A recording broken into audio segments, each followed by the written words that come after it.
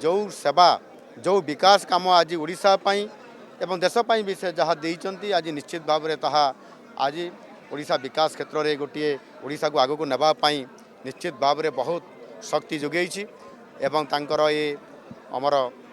आत्मार सद्गति कामना करुछि। आज स्वर्गद्वार रे तांकर जो अंत्येष्टि क्रिया चली यही अवसर में मु निश्चित भाव में